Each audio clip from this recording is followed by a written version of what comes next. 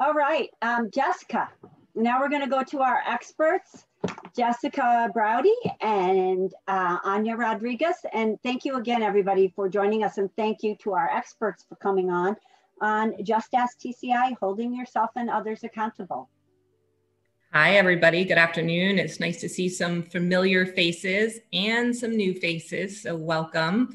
My name is Jessica Browdy. I own J. Kelly Advisors. We are a project management firm managing design and construction for mostly commercial properties. We do some mixed use, multifamily, and some high-end residential, but our focus is mostly commercial. And super happy that you've joined us today. So thank you. And Ania. Hello, rock and roll. My name is Ania. Lovely to see some faces as well, some new ones. I own an agency that works with the Fortune 500, helping them with customer experience research and design, making experiences better for people like you and me. And so I'm happy to be here. Thank you, Lori. Great, thank you. I'm part of the top women leader group, as well as cohort 6. As is Jessica. Yep. Great. Okay, so we're going to go to our first question, and Jessica, we'll start with you. What do you mean by accountability, and why do I need it? So to me, accountability means being responsible, feeling an obligation or a willingness to accept responsibility for your own actions. So that's, self accountability. And then of course there's team accountability, which is holding others responsible for their actions as well. I think that it's important not only to have self accountability, but to hold your teams accountable, because you're accepting the responsibility of your own actions and you're building trust. If you're working in teams or you're a leader, when you're accountable, everybody sees that. So taking ownership and learning from your mistakes and in those situations builds trust with your teams. And without accountability, you definitely cannot have a high-performing culture. Same question, Ania. I actually don't think it's responsibility. So I actually like to distinguish that. So one of the things I found that I thought was really helpful is something called the RACI model, R-A-C-I. How many people have ever heard that term? Anybody? RACI. Okay, so RACI is really interesting because what it talks about even in an organization or in a person, the person accountable is the one that is ultimately answerable for the correct and thorough completion of that deliverable or task. And they're answerable to it. And that doesn't necessarily mean they're responsible. The person who's responsible is the one has to do the work to complete the task. And then they also have a person called consultant. So like if you think about an organization, maybe you as a CEO are often consulted on something, but you're not necessarily responsible or accountable for it. So like in my organization as a CEO, my head of research, he's accountable to certain, us meeting certain goals and metrics and things like that. He then gives it to people within his organization that are people who are responsible and executing on the things that need to be done so that we can, meet our objectives. And then there's people that just might be informed. So like my head of operations, she's not necessarily, responsible or consulted, but she needs to be informed and kept up to date. So like the letters RACI is responsible, the person who's actually doing it; accountable, the person that is the one that is ultimately signing off and making sure that that task has been completed or done. It only can be one person accountable. So like you can't have multiple accountability people. You can have multiple people being responsible, but not necessarily accountable. So one person. And then so R is responsible, A is accountable, C is consulted, and is consulted. So basically subject matter experts, people you want to have two-way communication with. And then the informed is the person you just want to keep up to date. So like that's the person you made copy on an email, but they have like nothing to do with it. And sometimes for right now, as I've shifted day-to-day operations to my head of operations, she's the one that's now accountable. I'm actually informed. I'm just like kept up to date with the progress because she's accountable of the P&L in the organization versus my head of research who's responsible for executing certain things. And my head of marketing has had other responsibilities, et cetera, et cetera. Great, thank you. All right, CI, look it up. It's good stuff. And then you can almost create a grid on everything you have, like on certain processes and say, okay, this is the person who's responsible, accountable, consultant, informed. It keeps you up to date. Thank you. All right, next question, and we'll start with you, Ania. How can I improve accountability in my workplace? For us, you know, I started using this this system called Traction. I don't know if anybody's read that book. It's basically an employee operating system. I didn't do it for the first 7 years of the business, and I wonder how I was being so successful, because what it did for me, it created a system for accountability. Right, not the racy stuff is on top of it. But what it finally did is that it really allowed us to set our, what they call rocks, which is our goals, and really sort of think about, strategically across the company, and then understand who's responsible for each of these quote unquote rocks, or accountable, not responsible, actually accountable. Sorry, the word accountable. And so for us, by doing so, as I took a certain goal, or what they call rocks, I can improve accountability within the workspace, because now my head of research, my head of ops, my CEO, CFO, he has to be, they have to be responsible or accountable for that. And then they have to make people responsible. So like by doing that, it almost created that hierarchy and really an understanding of like, I think the biggest find was like trying to tease out the difference between accountability and responsibility, and then actually being consulted and informed. And by doing that and making people, and, tying in metrics, like check-in points with different people to make sure that they were doing what they have. I do have one employee who's part of my leadership team, who's got a different style in leadership. And it's, I actually had a really great conversation with my head of operations yesterday, because it almost comes across that he doesn't do a great job of like calling when someone hasn't met their goals. He really has a hard time calling them out for it and really talking through that and having those difficult discussions. But what it does for the rest of the employees, because the person who's not doing the things that are supposed to be done is the supervisor, it starts to affect other team members. So like, and so that is really, really, really hard. And on one level, it's just, I think that's where it starts to break down. And it really is hard when you have a really good performer that otherwise does, great work, and is really highly billable and all that stuff. And you don't want to give that person a pass where other employees, like we have as one of the goals, every employee has to write every quarter one blog article. Because I have experts. My business is a team of experts, and they're researchers, so they should be able to do this, right? And so the reality is that one of the managers that I have, who's got about 4 or 5 people reporting into her, she hasn't done it. And like, it's really bad, because if she doesn't do it, she's like, oh, I'm really busy on a project with Google and yada, yada, yada. And I'm like, you can't do that in front of employees. And so it really does impact our morale. And I think then that starts happening. I think that's conversations have to be had. And so improving accountability is basically making sure that you basically, when it doesn't work, you kind of need to step up and have that difficult conversation. Thank you. If you would put the name of that book, it was Traction, and if you know the author in the chat for us, that'd be great. And I'll send you some stuff on Racy too while we Great. Jessica, how can I improve accountability in my workplace? So being in project management, I mean, that is all I do, is hold teams accountable. And in some projects, we have 40 or 50 people from 10 to 20 different companies, all working on getting something done at a specific time with a deadline. And I started thinking, how do I keep all of these people accountable to get to an end goal? And these people don't necessarily work directly for me. I'm hired from an owner as a consultant to manage the project. So how can I, obtain a leadership role that I can push people along to meet a deadline? So my first thought was, okay, how do I lose accountability?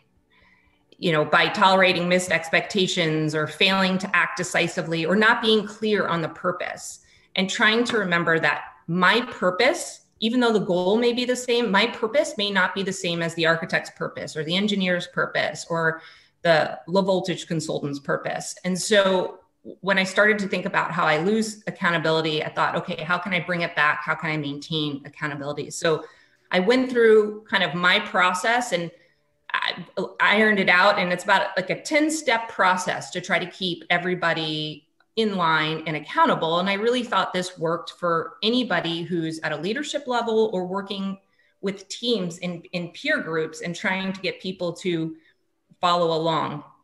So my biggest thing is when you're working in teams, or even a lot of leaders, early on in my career, I was really frustrated with accountability in teams and leaders not holding teams accountable. And I think most people don't hold others accountable because they want people to like them. They don't want that friction.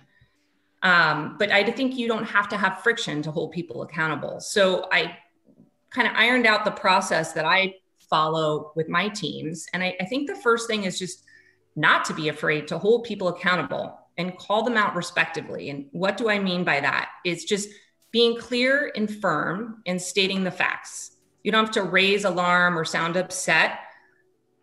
You can think about working on a meeting and setting a goal and letting them know that you're counting on them to deliver the numbers at a deadline in a specific, very clear expectations.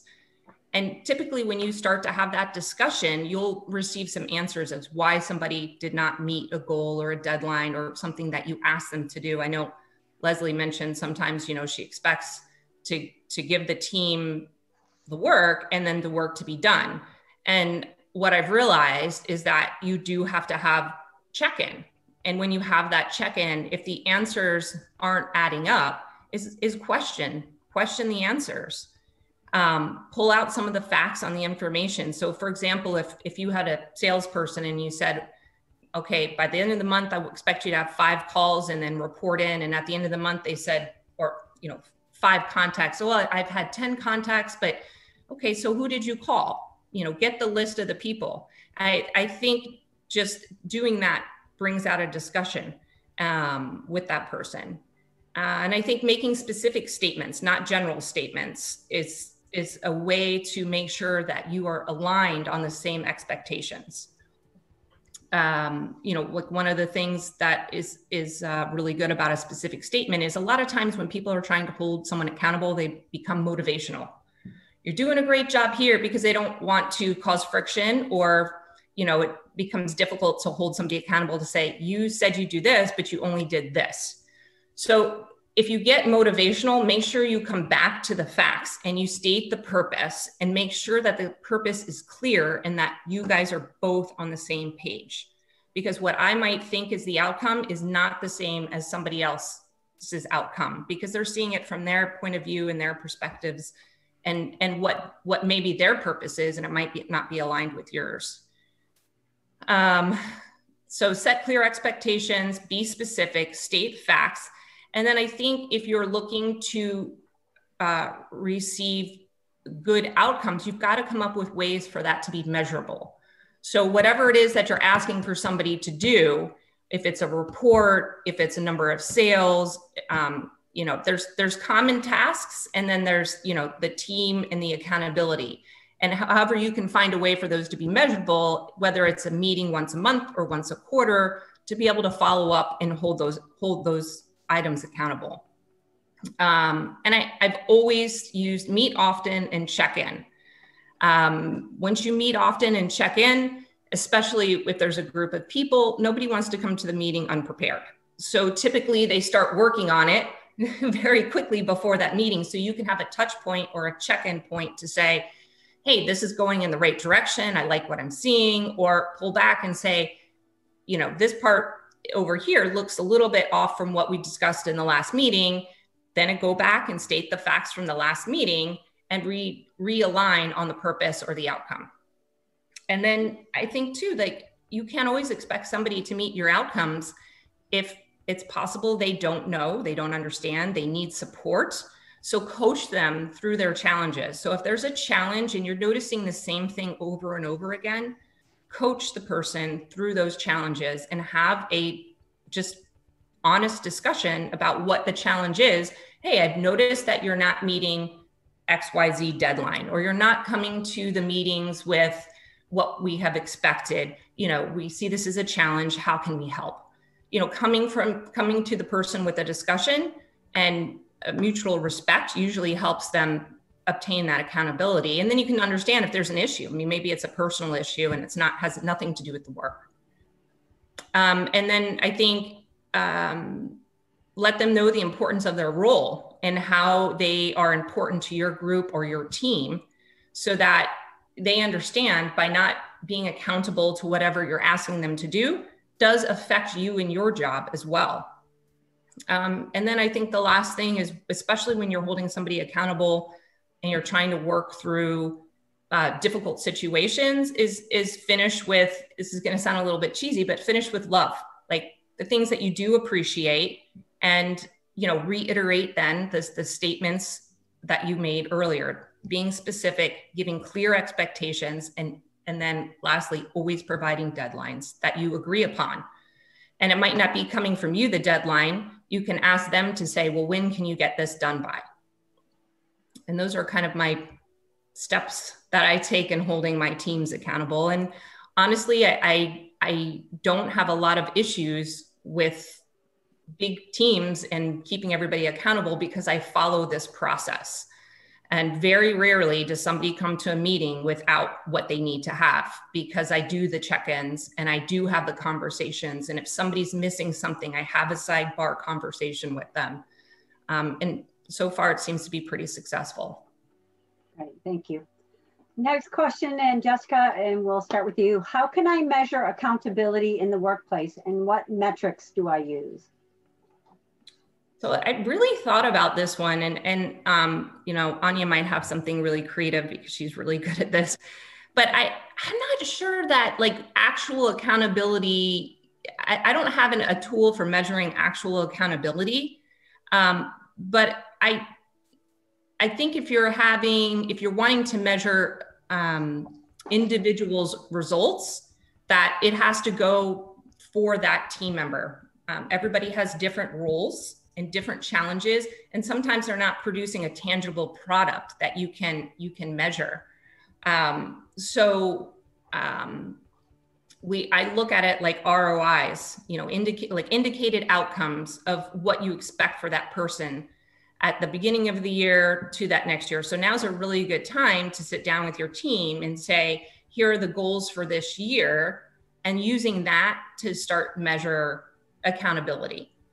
And I think whether it's individual reports, when you meet with somebody. So for example, I meet with my project managers once a week, and each week we have a report to find out what's going on with each project and how they follow with the schedule. And so I know if we're off a week in the schedule and then the reason behind it. So I have a history that I can go back upon in a year to say what happened last January and why this project slipped a week.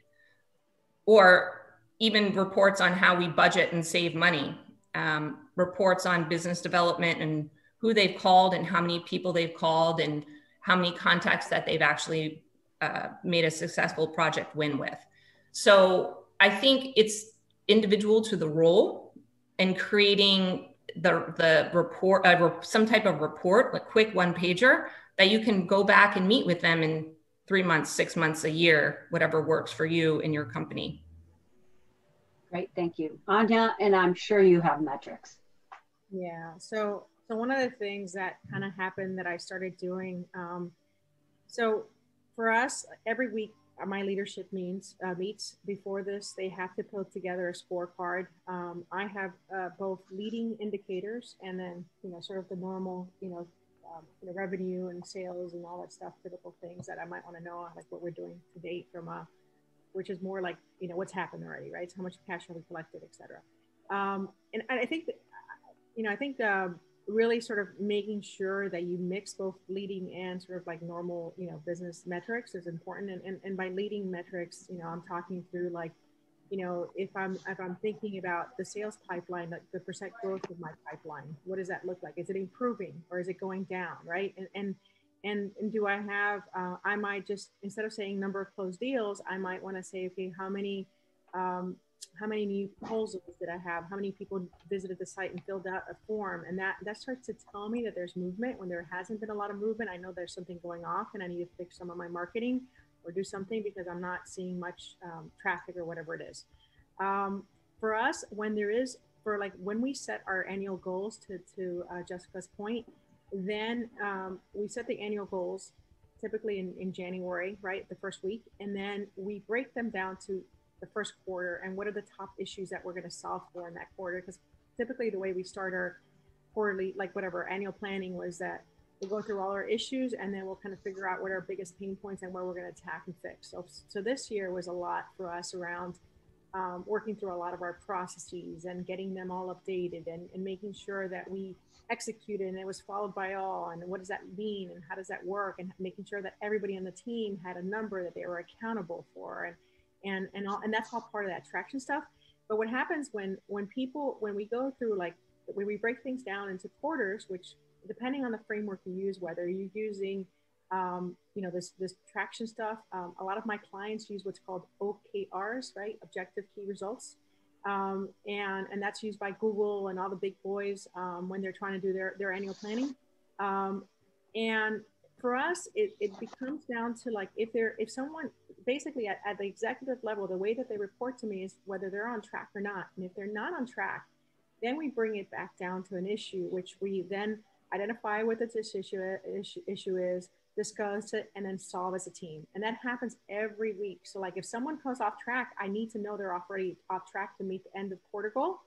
And then we talk about what the main root cause of it, and if there's something that we can fix. And sometimes it's not perfect. I mean, like, we're still learning, but it does make people a little bit more it makes people aware, like when they're off track and week after week they're still off track, that's a problem, right? And then it creates back to the sort of that accountability. It starts to make them a little bit feel bad because now they know that as a leader they keep having this one go down, and some of them get really just like, so they don't want to look twice, they don't want to get, because at that point we have to discuss it, right? So every time they're off, they have to discuss it, and you don't want to have that conversation twice. So typically it does help improve things. Yeah. And the book you were referencing, we just recently read, and it's Measure What Matters on the OKRs, the Google. It was a good book. We discussed it last month. Our leadership competency this month is execute and drive results, in case anyone didn't figure that out with all of our topics we've been doing. So thank you, Ania. Next question, we'll start with you. Any advice on how to help the team hold each other accountable? So this is always the hard one, right? Because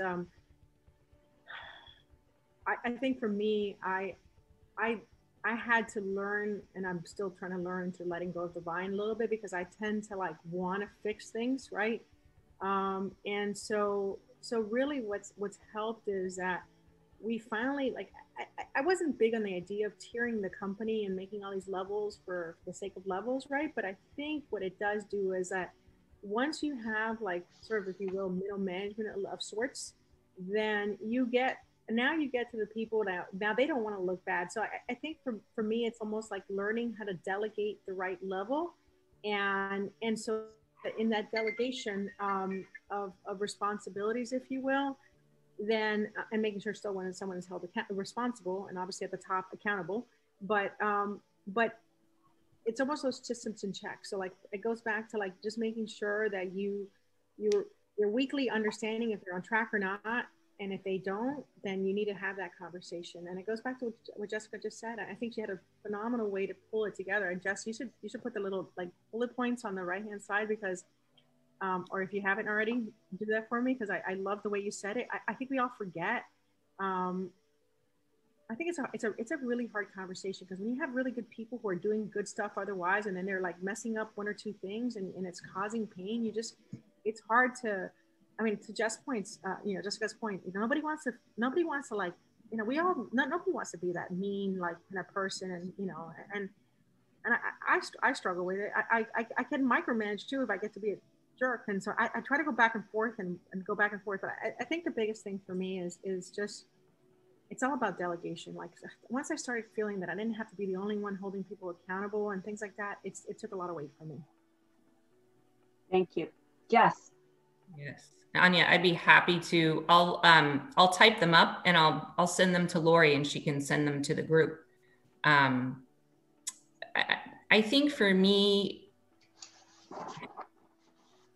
one of the things, and to Ania's point too, when I first started my company, I was so afraid to let go.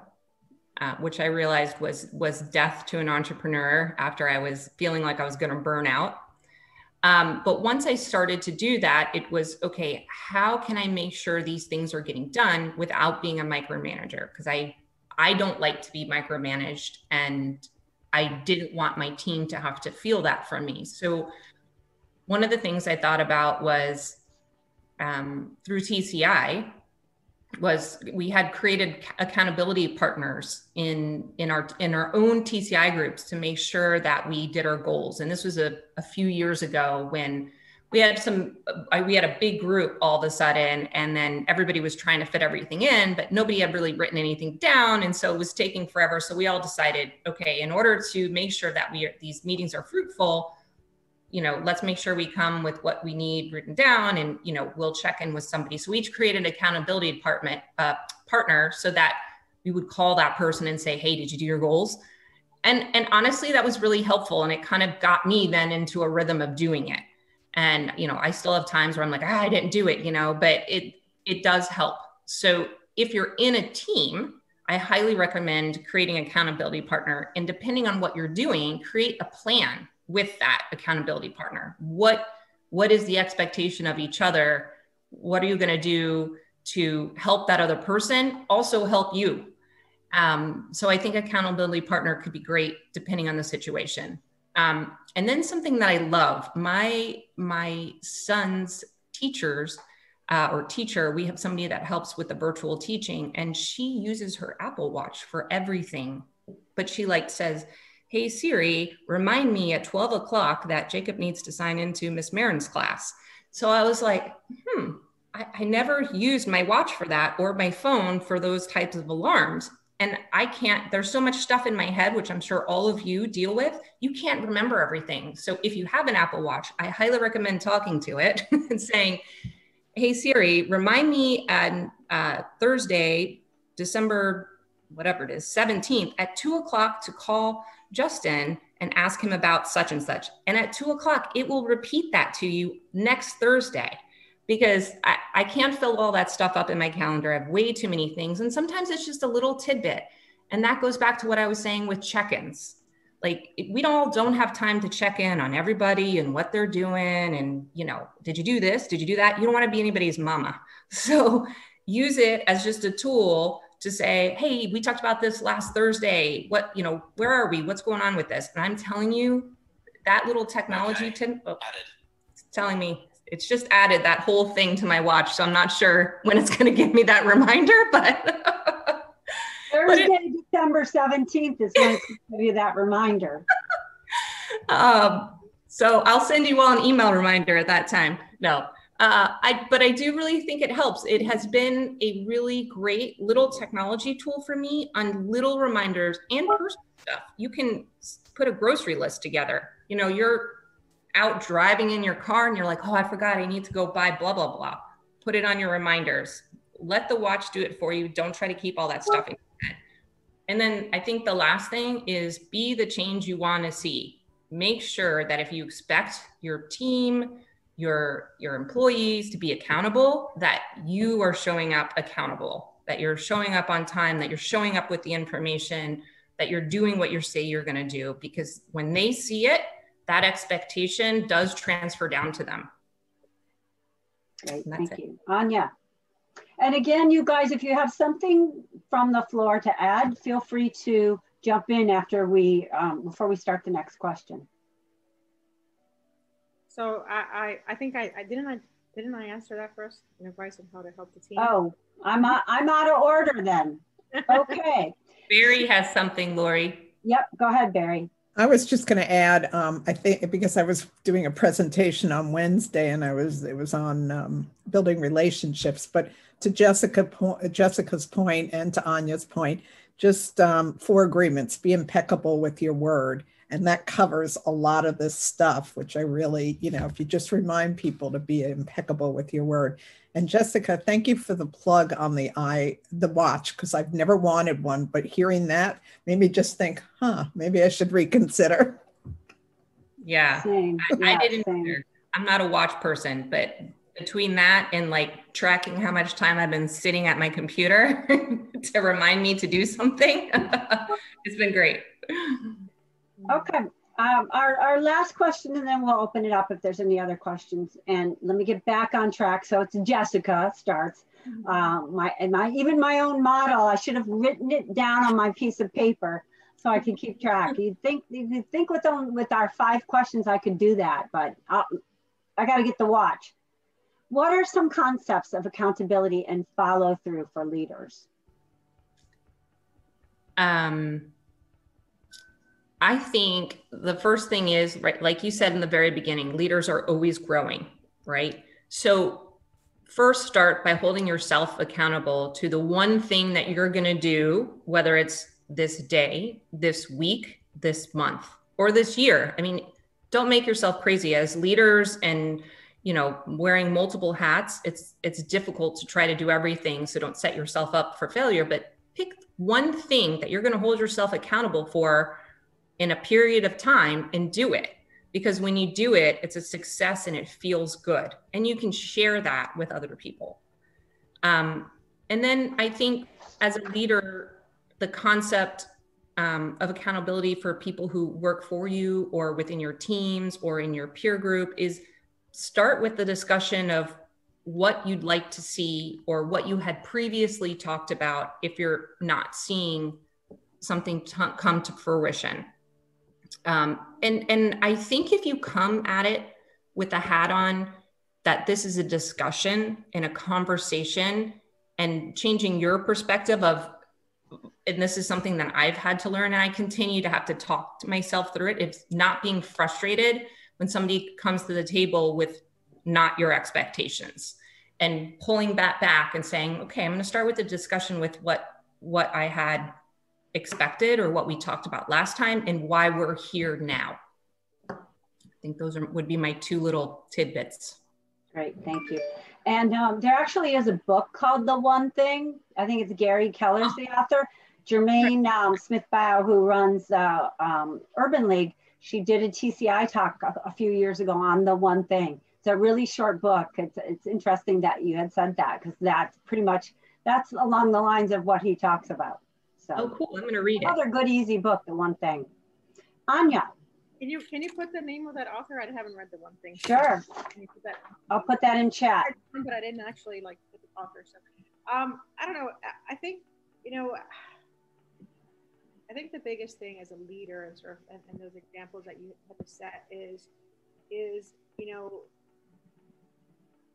it goes back to taking responsibilities, making sure that, because you're doing those check-ins, you don't have you can't come in at the end and just, sort of blame them for not meeting the goals. And so and understanding that, in managing those expectations, you're going to get people, as you continue to drive that, then people start stepping up because they don't want to feel like they let you down.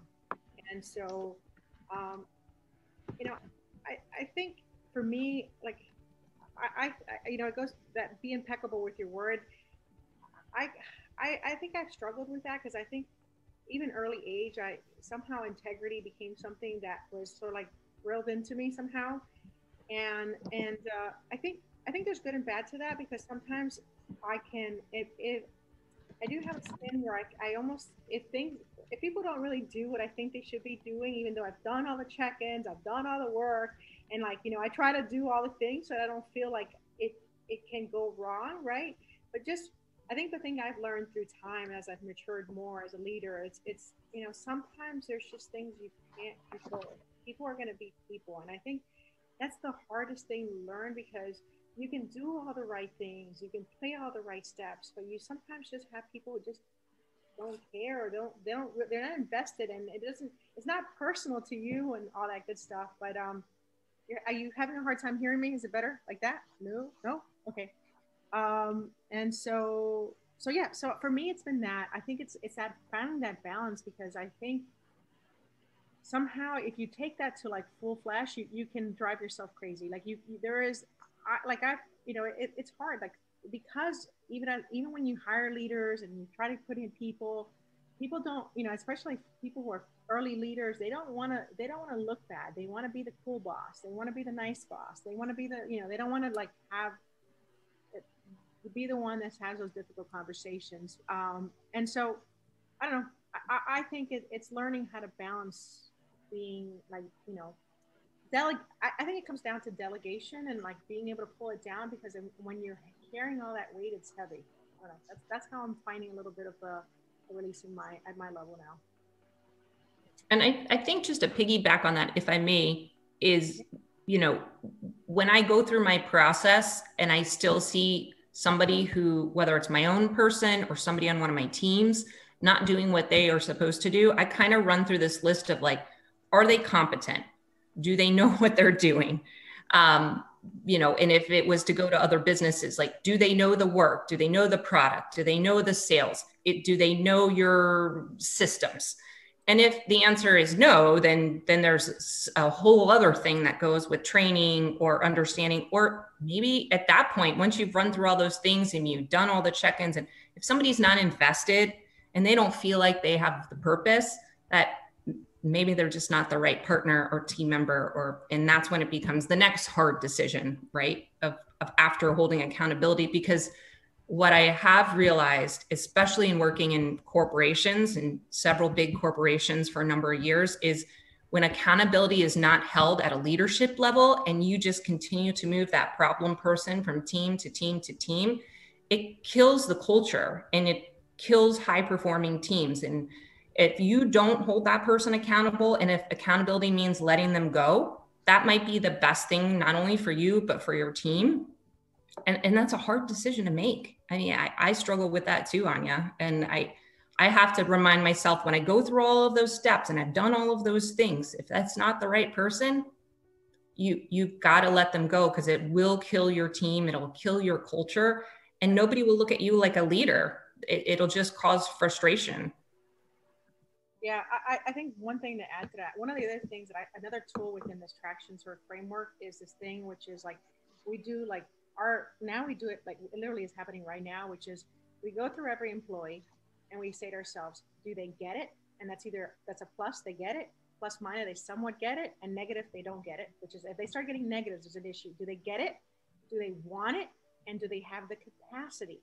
And capacity can mean like whether they have other things going on in their life and they just don't have the capacity, and that's going to cause an issue, or do they have the capacity from like, are they going to be able to like really do the job, right? We ask those 3 questions of every employee, and then we go through like we're very value driven, so we did our our values, and then we go through their values. Are like, and ours is like, do the right thing. Can they see the puzzle?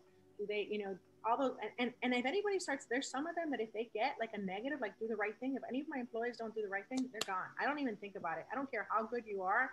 If you've done something that is unethical, I'm just done with you, like fast. But if there's other things that you say, okay, but the get it, want it, and capacity, and so part of that other stuff that it makes, one of the things that it makes you do is it makes you look at not necessarily your organizational chart, but like the things that you need people to do. So you kind of, as you start this whole process with traction, you create what's called an accountability chart, which is like each of the roles, what you need them to be accountable for, right?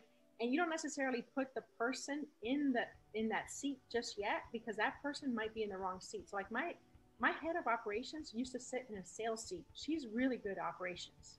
But for a while, I brought her in as a salesperson. I realized she's not. She's a really good ops person. And so sometimes you start seeing like, this person, it's just, they're not good at this seat, but they're going to be really good over here. And I can hold them like to this seat. And now she's risen and she's my COO now. She's phenomenal. She came in and I let her go the first time she came through sales. I was like, this isn't working.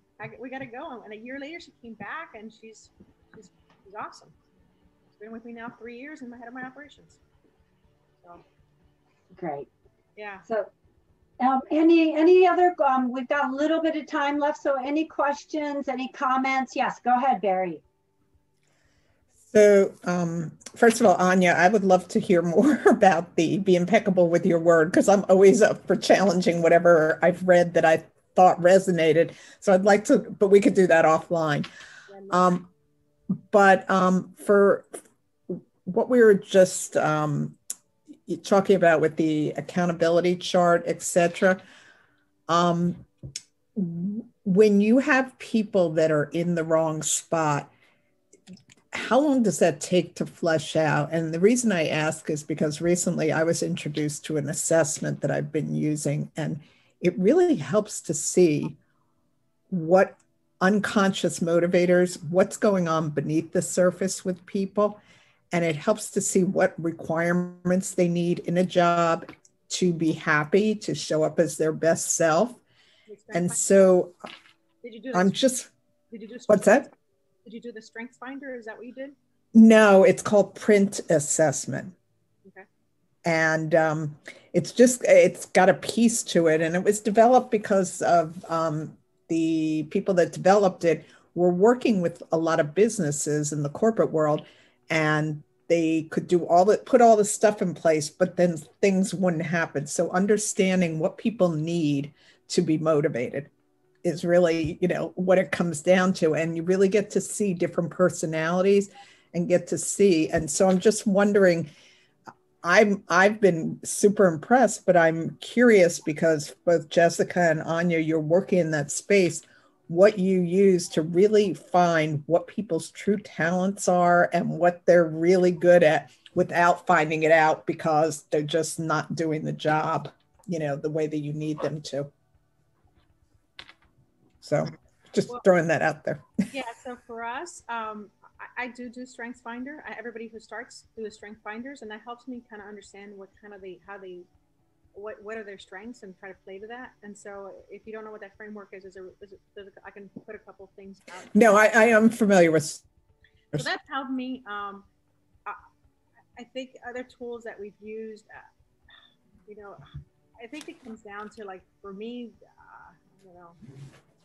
I don't know, because we constantly have conversations about whether they get it, they want it, and they have now like that question is actually very helpful to understand. And then once the thing is, I think for me it's because I've separated the person from the role. And so, like, if I don't see them, like, if I start thinking they're not getting this, like that, once that happens, once they get that first, and I'm like, do I have any other open seats that they make sense in, right? And it's like, then I ask myself again, do they get it? Do they want it? Do they have the capacity? And if that doesn't happen, like, it just, like I said, I've let go of people just because at that point I'm just like, it's not, I used to do this thing earlier in my career where I created jobs for people just because I wanted to be like, try to find the spot for them, right? That if you don't need that role, like, don't do that to yourself. And I learned that took a lot of school hard knocks. Like, yeah. Now I'm just, I don't need that person. Like, there's people that are like, if I need somebody who's special, like I use HubSpot now for all my marketing stuff, right? And we had opened up a marketing specialist role. And yes, I could have probably kept one of the people that I had in research and trained them into this role. But what I've learned is that whole process, and it sucks, but like, I went and I ended up putting a job posting. I found somebody who I didn't have to train, that is phenomenal at it. Right off the gate was productive. Like, it didn't make sense. Like, I was going to spend like 6 months just to train up a person to get to the skills of what I needed to do. Like, that doesn't make sense from a business perspective. It sucks, but it's the truth. And if I had that person already, and then I wanted to train up somebody, but I didn't have anybody in that seat. So, like, it's like, in the case, I might do things where I train up more somebody who wants to cross into something else, but I already have to have an expert. If I don't have that expert there, then I'm not going to make somebody who's non-expert an expert and pay the price of that. I've stopped that one. Like, it cost me a lot. I appreciate that. Well, that's great. And I agree with that as well. And just, I was in the corporate world and now I'm not. And so I'm not as familiar, what goes on, but I'm just curious because when I came across this assessment, it was really like I thought the information that it provided and shared with people really was helpful to understanding what would motivate them and help them to be their best in a role or whatever it is. Mary, do you mind putting it on there? I mean, I've never heard of the princess. I'm always looking for new things. I'm a nerd there. So, like, yeah, and we can continue our conversation as well because that's, part of And I know a lot of people use strength finders, and Leslie asked a question about that. So you've done the assessment, and Ania, I know you had it done in your forum, in your Women in Technology forum.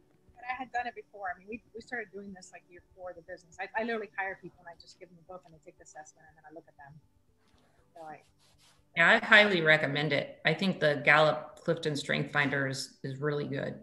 Not only for yourself, you know, we all think we know our strengths, but sometimes you find out little things in there that you're like, huh, how can I tap into this? So not only for yourself, but for your teams as well.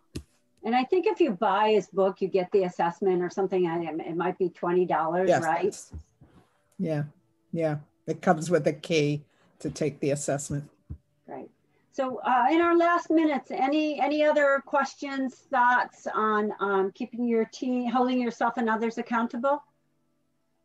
I just sent that Clifton Strengths link to my 22-year-old and my 18-year-old. We'll see if they'll do it. I think because I'm having accountability issues with my children. That's funny. That's a whole other level, Leslie. I think we all do. Report back to us and let us know how that goes.